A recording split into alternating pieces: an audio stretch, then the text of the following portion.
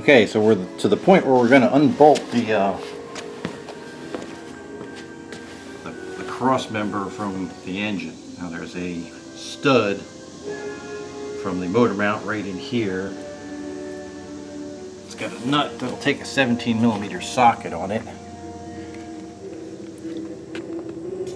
That's it right in there. Once you remove that on either side, the cross member will be free and can come down. So break these loose and we'll undo them.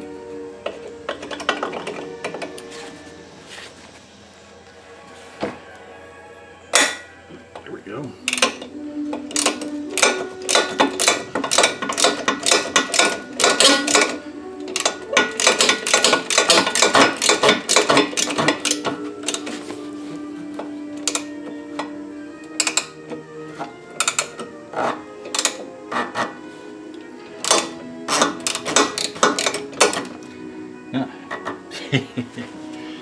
Okay, that doesn't work so well.